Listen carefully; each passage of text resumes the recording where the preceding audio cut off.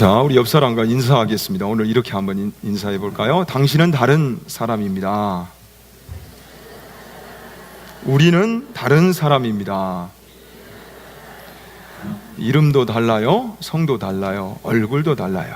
근데 무엇보다 우리는 믿음이 있기에 다른 사람이어야 할 줄로 믿습니다. 미국의 레이건 대통령 아시죠? 이 대통령이 자주 쓰곤 했던 농담인데요. 어느 주일학교의 한 아이가 산에 가서 곰을 만났어요. 미국에는 알래스카, 로키 산에 곰이 사는데 곰을 만났어요. 곰에게 잡혀 먹을 것 같아서 거기 무릎을 꿇고 기도했습니다. 하나님, 곰에게 착한 마음을 주세요.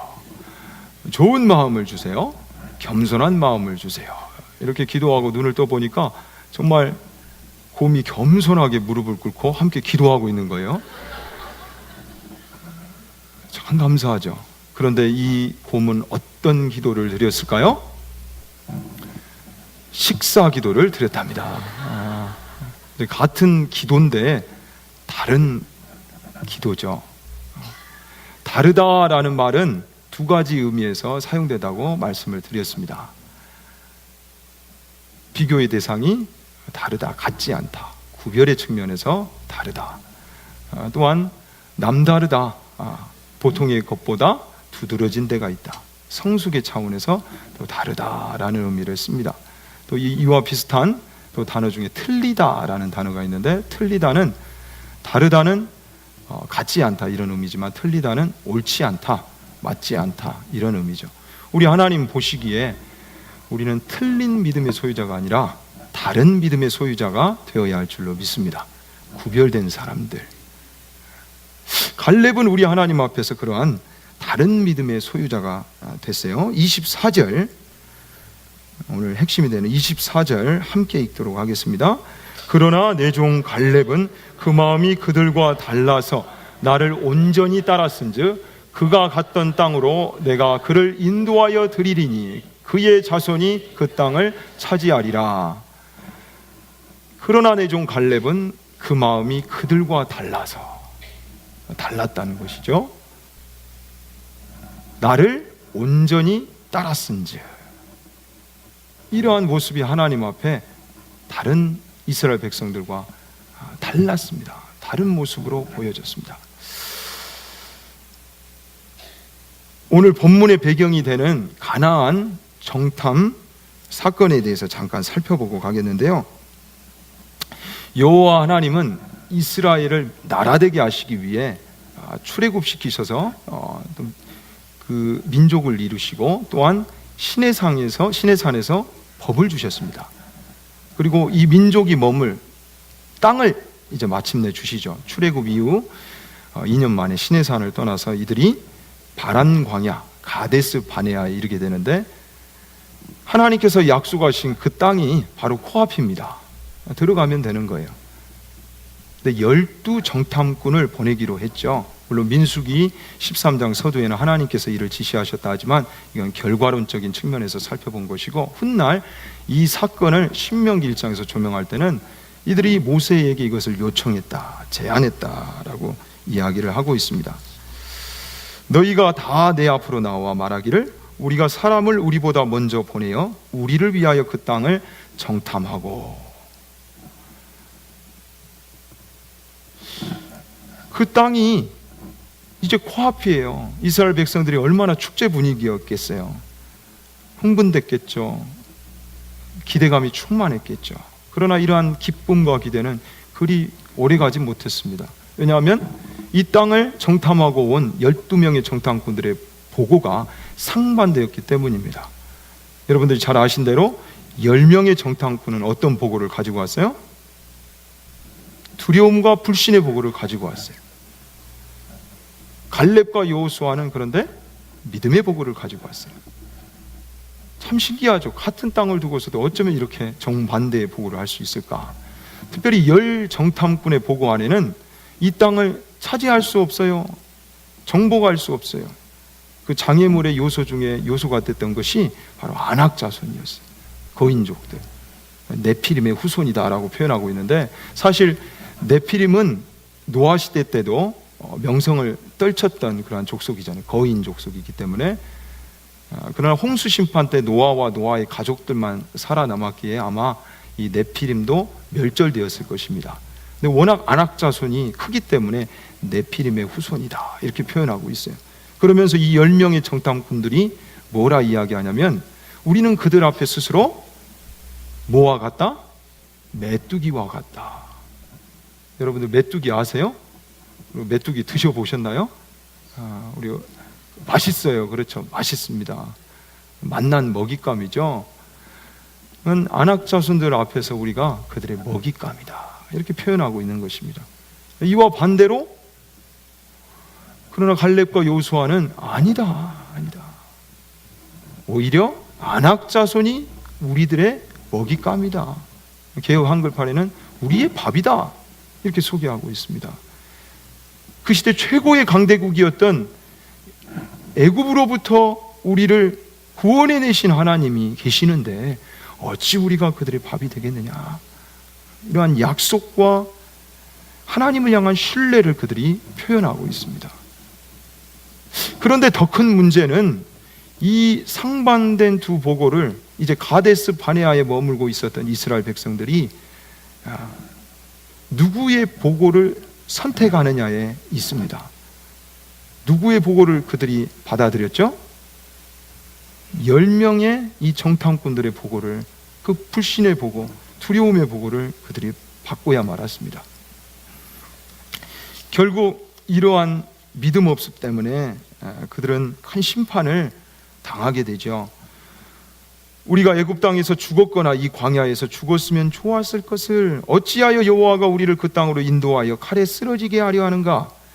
우리 처자가 사로잡히리니 우리뿐만 아니라 우리 처자식들도 죽게 생겼으니 차라리 애굽으로 돌아가자. 그게 낫지 않겠는가?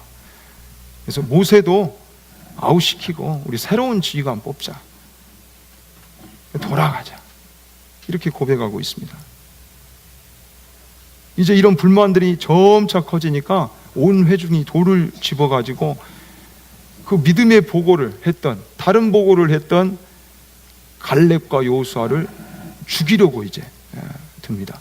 그때 이제 우리 하나님이 나타나셔서 이 상황을 정리하시죠. 그들의 말을 통해 우리는 확인할 수 있습니다. 그들 속에 믿음이 있었는지 없었는지. 하나님을 신뢰할 만한 믿음이 없었죠. 오히려 성경은 하나님을 멸시했다라고 지적하고 있습니다. 이 당시에 하나님을 또 신을 멸시했다라는 표현은 신을 버렸다라는 의미거든요. 이미 그들은 하나님을 버렸어요. 민수기 14장 11절에 여호와께서 모세에게 이르시되 이 백성이 어느 때까지 나를 멸시하겠느냐? 내가 그들 중에 많은 이적을 행하였으나 어느 때까지 나를 믿지 않겠느냐? 민수기 14장 28절에도 여호와의 말씀에 내 삶을 두고 맹세하노라. 너희 말이 내 귀에 들린 대로 내가 너희에게 행하리니. 하나님께서는 따로 심판을 결정할 것도 없이 그들의 불신의 보고와 투정한 대로, 말한 대로만 해주겠다라고 이렇게 말씀하십니다. 결국 모세의 기도 덕분에 모두가 멸절당한 이 심판은 피하게 됐지만 불신의 보고를 한 이 열 정탐꾼과 불신의 세대, 광야 1세대는 가데스 바네아에서 다 죽게 되죠. 38년을 그곳에서 기다리면서 광야가 결국 그들의 무덤이 되고 맙니다. 이 사건을 두고 히브리 기자는 이렇게 정리를 하고 있습니다. 히브리서 3장 19절에 이로 보건대 그들이 믿지 아니함으로 능히 들어가지 못하는 것이라. 광야 1세대가 가나안 입성을 하지 못한 까닭이 무엇이에요? 믿음이 없는 용고다. 그러나 갈렙과 여호수아는 달랐다는 거죠. 무엇이 있었어요? 믿음이 있었어요. 그래서 믿음은 다름을 구현하는 것입니다. 바라옵기는 우리 사랑하는 귀한 강성교회 성도님들이 다름을 구현할 수 있는 믿음의 소유자들 되시길 축원합니다. 자, 이 이스라엘 백성들과 달리 불신의 세대와 달리 갈렙은 달랐다 했는데 갈렙의 프로파일을 한번 살펴보고 갑시다. 이 갈렙의 이름이 무엇일까요? 갈렙. 이름이 참 독특한데 갈렙. 영어로는 또 개입니다. 개 또는 공격자, 종이라는 뜻을 가지고 있는데 이 갈렙을 성경에서 소개할 때는 그나스사라 이렇게 표현하고 있거든요. 창세기 36장 15절에 가보면 에서 자손 중 족장은 이러하니라. 에서의 장자 엘리바스의 자손으로는 대만 족장, 오말 족장, 스보 족장, 그나스 족장과, 자, 그나스는 누구의 후예요? 에서의 후예죠. 에서 자손이다라고 성경 소개하고 있는데 에돔 족속의 후예가 바로 이 갈렙이었습니다. 그런데도 불구하고 이 갈렙이 유다 지파의 수장이 되죠. 어떠한 연유일까? 또 그의 생애를 좀 더 살펴보면 갈렙이라는 인물은 늘 성경에서 이야기를 할 때에 노장 중에 노장, 그 나이가 됐음에도 불구하고 그의 믿음은 식어지지 않았다, 늘 이렇게 소개하거든요. 85세에 그가 가나안 정복의 선봉장이 됩니다. 결국은 분깃으로 헤브론 땅을 얻게 되죠. 그리고 훗날 레위 족속에게 선뜻 그 땅을 또 내줍니다. 넓은 도량의 소유자이기도 했고요. 또 이스라엘 사사시대 때 첫 사사 온니엘의 이제 장인이기도 하고, 또 후에 성경에 보면 갈렙의 후손들은 갈렙 족속이다, 이 갈렙의 이름을 따서 갈멜 족속이다, 따로 구분하여 부르기도 합니다. 어찌됐든 간에 이 갈렙의 프로파일에서 참 독특한 건 그의 이름이에요. 이름. 갈렙의 이름의 뜻이 무엇이라고 했다고요? 자, 닭의 새끼는 뭐죠? 강아지요. 병아리. 소의 새끼는 송아지. 말의 새끼는 망아지. 그럼 개 새끼는요? 강아지. 여러분들 개를 쉽게 생각하면 안 됩니다. 우리 인간 중에 가장 인간에게 있어서 가장 친근하고 또 충성을 다하는 동물이 바로 개죠. 제가 그 군생활 할 때에 저희 소대 관할 구역에 군견이 있었어요. 또 훈련된 개는 더 충성스럽더라고요. 이 개가 그 군견병 주인에게 얼마나 충성을 다하는지 질투가 날 정도더라고요. 저한테는 마음을 안 열어요. 그 섹터를 제가 관할하고 있는데 주인에게 얼마나 충성스러운지. 그러나 훈련이 되어 있지 않는 잡종견조차도 주인을 쉽게 배반하지 않습니다.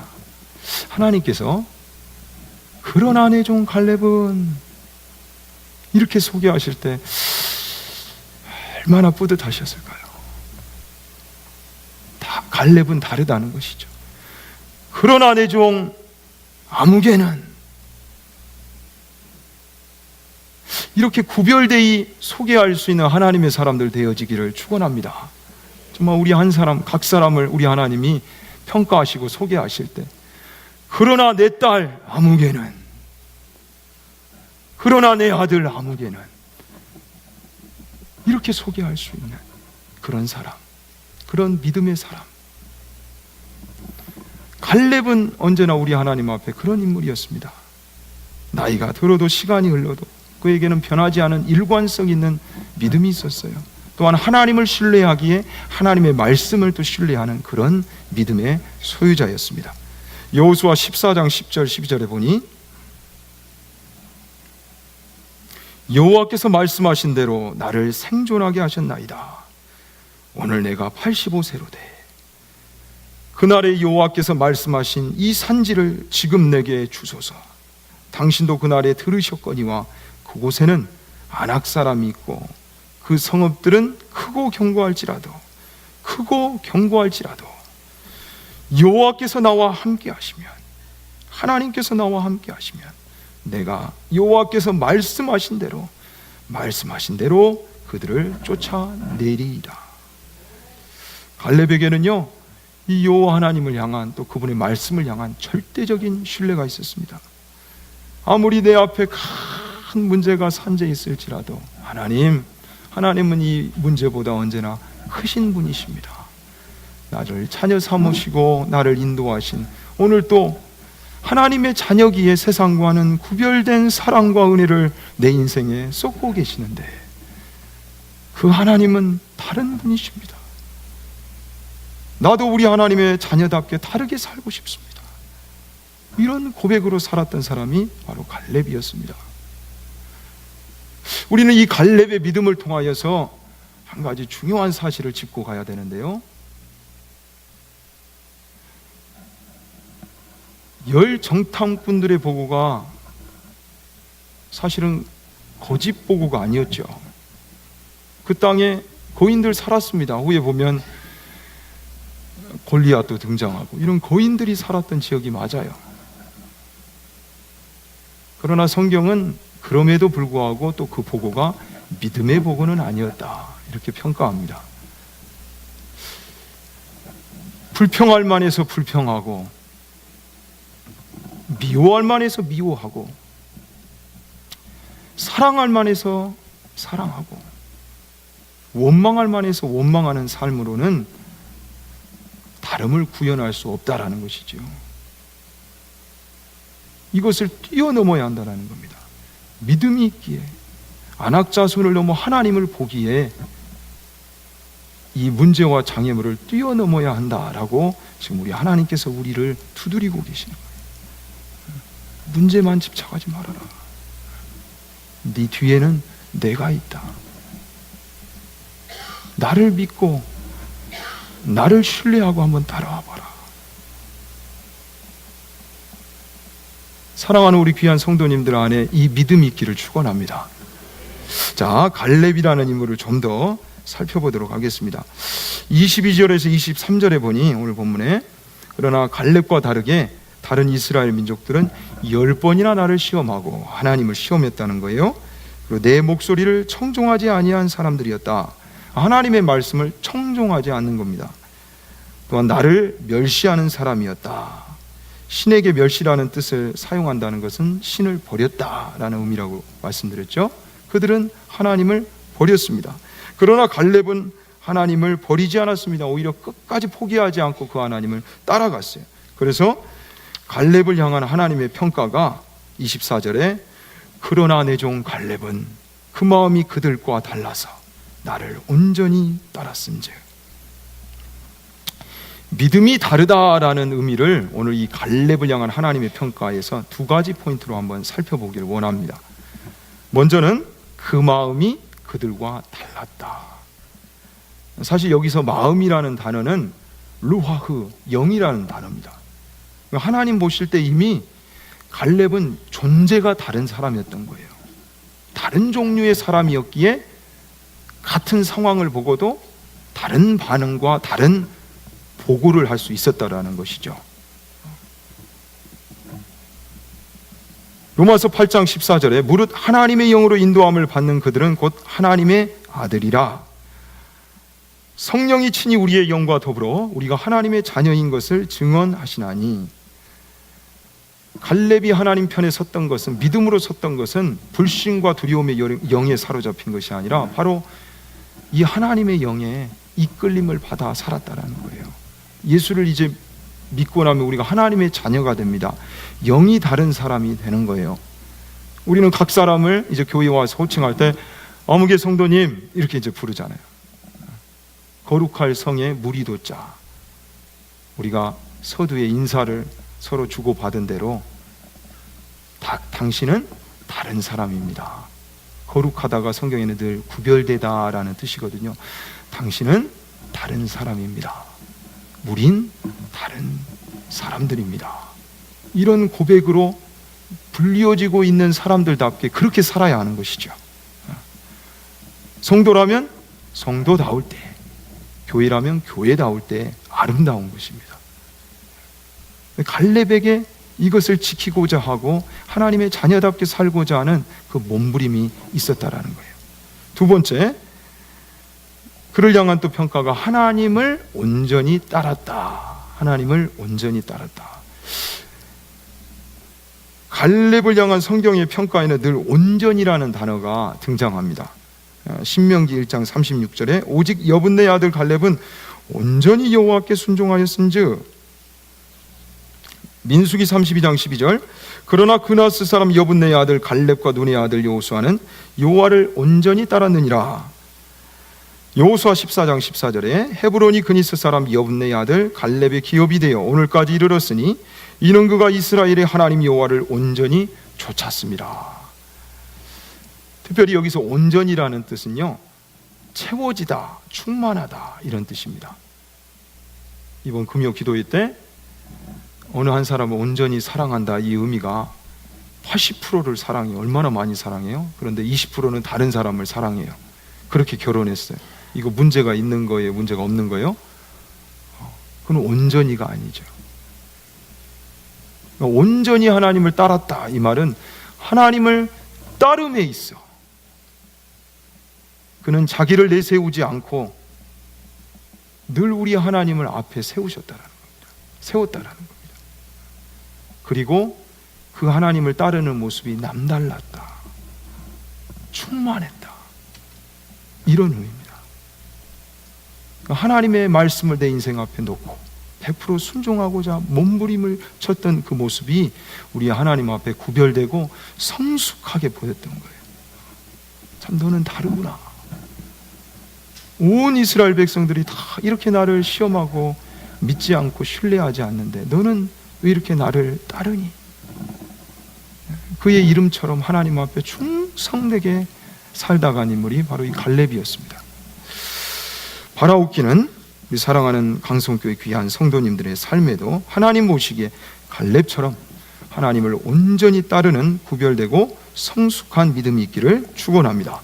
자, 그렇다면 어떻게 이 다름을 구현할 것인가? 특별히 한 주간 3가지 적용점을 우리가 실천해 보기를 원합니다. 첫 번째, 자존감이 달라야 합니다. 자존감이란 자기의 품위를 스스로 지키려는 감정을 의미하거든요. 그러니까 스스로가 평가하는, 나를 어떻게 보느냐, 이게 이제 중요한 것이죠.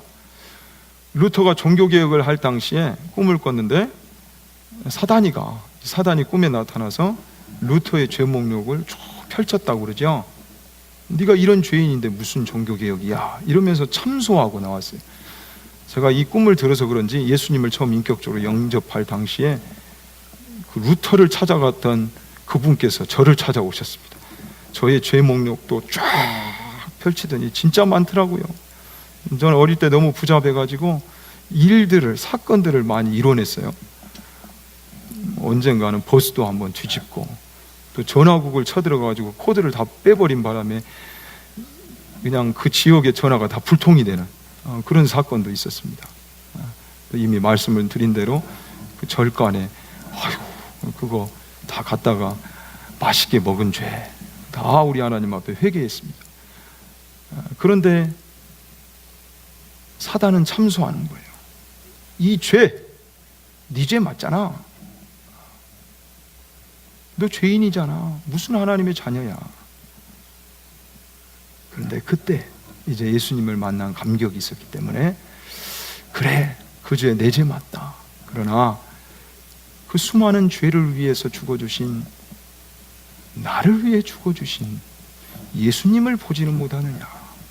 내게는 죄인된 나를 위해 죽어주신 예수 그리스도의 십자가가 있어. 그분의 부활의 영광이 있어. 나는 그 예수님 때문에 하나님의 자녀가 된 거야. 이 자존감을 챙기니 얼마나 세상이 달라져요. 세상은 다 갖추고 가져야 행복한데 아니요. 지금 행복할 수 있는 길이 열린 거예요. 예수님이 길이 되시는데 정말 예수님이 길이 되시더라고요. 우리 안에 이 자존감이 있어야 할 줄로 믿습니다.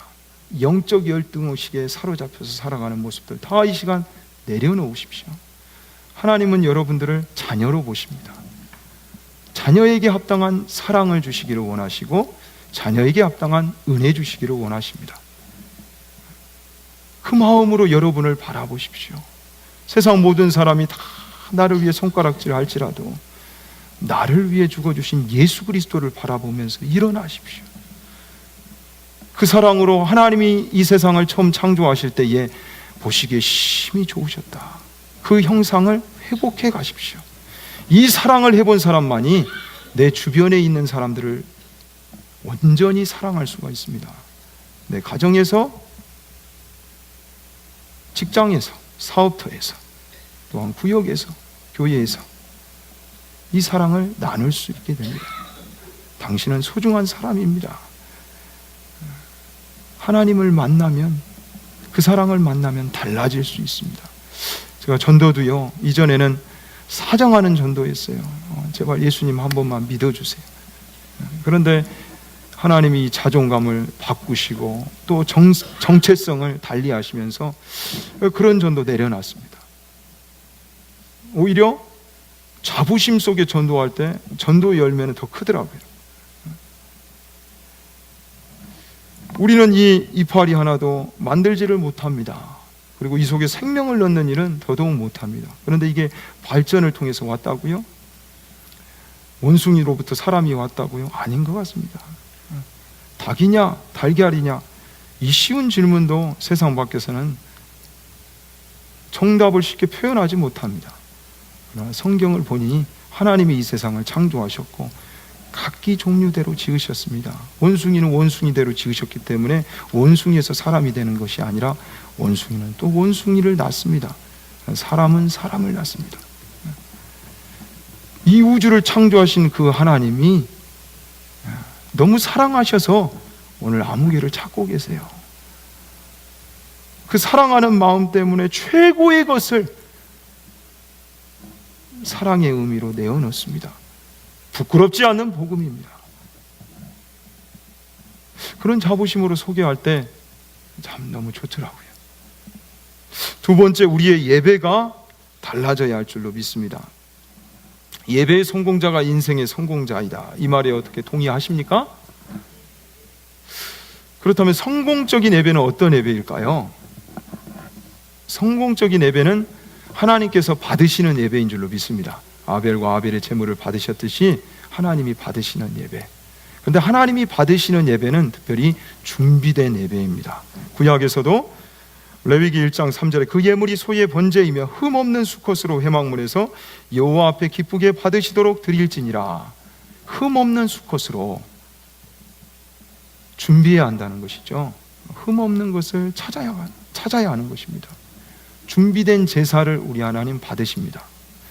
우리 믿음의 조상 또 아브라함이 창세기 22장 4절에 그의 인생에 최고의 헌신이 필요했던 예배를 드리기 위해 그가 이제 출발합니다. 제3일에 아브라함이 눈을 들어 그곳을 멀리 바라본지라.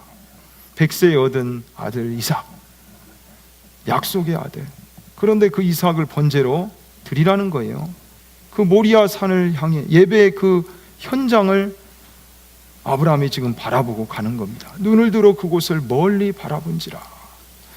그 마음속에 얼마나 힘겨운 싸움이 있었겠어요. 또 올라오고 올라오는 그 마음을, 그곳을 예배드리는 그 현장을 바라보면서 자꾸 또 내려놓는 거예요. 예배를 준비하면서 가는 거예요. 우리가 이 시간 온전히 구별돼서 예배를 드렸다? 그리고 끝이다? 아닌 겁니다. 우리도 함께 우리의 믿음의 조상 아브라함이 바라봤던 것처럼 우리가 하나님 정한 시간에 드릴 그 예배 현장을 바라보면서 살아야 하는 것이죠. 그 삶이 있는 예배. 하나님, 나는 끊임없이 내 속의 죄성 때문에 내가 올라옵니다. 이 내 중심에서, 나 중심에서 하나님 중심으로 옮겨가고자 하는 그 몸부림, 열심, 그것이 있어야 하는 것이죠. 목사인 저마저도 하루를 이제 정리하고 보면 회개할 거리가 너무 많습니다. 특히 이 말 속에 내가 얼마나 많은지. 결국 그 종착점은 나인 거예요. 너무 큰 회개의 거리가 됩니다. 예배를 드리는 준비하면서 내 중심에서 끊임없이 하나님 중심으로 발을 옮기는, 아브라함이 그 예배를 드리기 위해 발을 옮겼던 것처럼 우린도 하나님 앞에 이 예배를 준비하기 위해서 삶의 발걸음을 옮기는 그 예배, 준비된 예배, 어찌 우리 하나님이 받지 않으시겠습니까? 여러분은 오늘 어떤 예배자로 오셨습니까? 예배를 보러 오셨습니까? 아니면 예배를 드리기 위해 갈렙처럼 평소 하나님을 온전히 따르다 준비된 예배자로 오셨습니까? 우리의 마음의 중심에 이 간증이 있고 하나님을 향한 충성이 있다면 이 예배를 우리 하나님께서 받아 주실 줄로 믿습니다. 예배는 내 마음대로 드리는 것이 아니라 하나님께서 받으시도록 드려야 하는 것입니다. 마지막으로 삶의 목적이 달라야 합니다. 열 정탐꾼과 갈렙에게 있어서는 보는 것이 달랐죠. 왜 보는 것이 달랐을까요? 열 정탐꾼 눈에는 문제가 보이고 안악 자손만이 보였는데 갈렙과 여호수아의 눈에는 하나님이 보이셨고 또 하나님의 약속이 보였어요. 문제만 보면 믿음의 눈은 작아집니다. 그러나 하나님을 볼 때 우리의 믿음의 눈은 더 커질 줄로 믿습니다. 그 마음속에 무엇이 들었냐 그래서 중요해요. 어느 곳을 향해 있느냐, 집중되어 있느냐, 그 무게중심이 무엇이냐. 세상은 우리를 향해 이렇게 묻기를 즐겨합니다. 너는 무엇을 가졌느냐, 얼마나 소유했느냐. 그러나 하나님은 너 무엇을 위해 사느냐, 사명 묻기를 즐겨하십니다. 사랑하는 성도 여러분, 이상하지 않습니까? 왜 우리 하나님은 우리를 한스럽게 하실까요? 왜 불평할 만한데 불평하지 말라 하실까요? 원망할 만한데 왜 원망하지 말라 하실까요? 미워할 만한데 왜 미워하지 말라 하실까요? 여기에 비밀이 있습니다. 세상 사람들 다 달라요. 근데 그 다른 사람, 천하보다 귀한 생명을 살리시기 위해 하나님은 우리를 사용하시기를 원하십니다. 생명의 통로로. 다른 사람이에요. 그 사람을 품기까지는 인내가 필요합니다. 수용력이 필요해요. 그래서 불평할 만할 때도 불평하지 않는 삶, 원망할 만한데 그런데도 하나님 때문에 원망하지 않는 삶, 미워할 만한데 그래도 미움을 내려놓고 사랑을 실천하는 삶, 그 삶을 통해서 우리 하나님은 이 영광스러운 영혼 구원의 참 귀한 사명을 이루어 가시기를 원하신다는 것이죠. 말씀을 정리하겠습니다. 그 마음이 그들과 달라서 나를 온전히 따랐은즉, 성도는 달라야 합니다. 달라야 할 줄로 믿습니다. 다름을 구현할 줄 아는 것이 바로 믿음이죠. 하나님의 자녀라면 하나님의 자녀답게 사는 것이 믿음 있게 사는 모습입니다. 이제부터는 우리가 자주 쓰는 스마트폰 이 하나를 사용해도 달리 사용하십시다. 말 하나를 해도 달리 하십시다. 또한 다른 사람답게 여러분들이 거하는 처소, 가정도 달라지기를 축원합니다. 끝으로 누가복음 6장 32절에서 35절 말씀 우리 함께 읽고 말씀을 마치겠습니다. 함께 하죠. 너희가 만일 너희를 사랑하는 자만을 사랑하면 칭찬받을 것이 무엇이냐? 죄인들도 사랑하는 자는 사랑하느니라. 너희가 만일 선대하는 자만을 선대하면 칭찬받을 것이 무엇이냐? 죄인들도 이렇게 하느니라. 너희가 받기를 바라고 사람들에게 꾸어주면 칭찬받을 것이 무엇이냐? 죄인들도 그만큼 받고자 하여 죄인에게 꾸어주느니라. 오직 너희는 원수를 사랑하고 선대하며 아무것도 바라지 말고 꾸어주라. 그리하면 너희 상이 클 것이요 또 지극히 높으신 이의 아들이 되리니 그는 은혜를 모르는 자와 악한 자에게도 인자하시니라. 한 주간 이 말씀이 여러분들의 말씀 되어지기를 축원합니다.